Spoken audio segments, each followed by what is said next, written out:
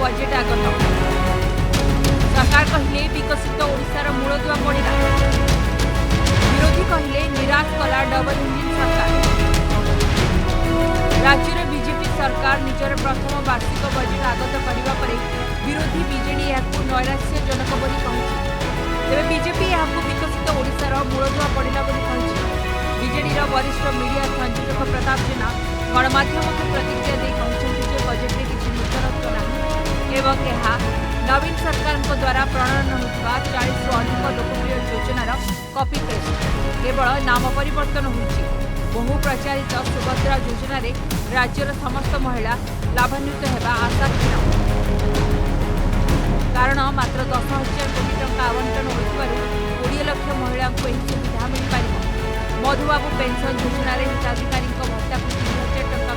वृद्धि करने को बीजेपी निर्वाचन प्रतिश्रुति देते केवल 80 वर्ष बयसर अधिक वर्षर व्यक्ति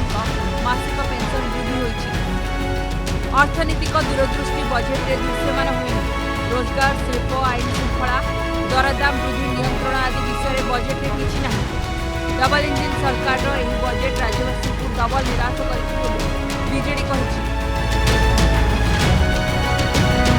अन्यपक्षे बीजेपी राज्य सभापति मनमोहन सामल कहते यह बजेट रे राज्यर सामग्रिक विकास उपर सरकार गुरुत्व देइछंती। चलित बजेटर परिमाण 2,75,000 कोटी टंकार होइछि जहाँ 2023-24 तुलन में 15% अधिक। प्रधानमंत्री नरेंद्र मोदी का आदर्श सबका साथ सबका विकास सबका विश्वास सबका प्रयास से अनुप्राणित हुई बीजेपी सरकार चारि वर्ग गरीब महिला कृषक और युवपीढ़ी गुरुत्व प्रदान ओडिशार विकास पर बीजेपी सरकार प्रतिश्रुतिबद्ध जहाँ आज बजेट में स्पष्ट होइछि। नूआ सरकार प्रथम बजेट विकसित ओडिशार मूलदुआ स्थापना करला एथिलागि मुख्यमंत्री मोहन चरण माझी कृतज्ञता जणाइछन्ति। सबु वर्गर लोक चलित बजेट संस्कृति डबल इंजिन सरकार ओडिशार सामग्रिक विकास रूपरेखा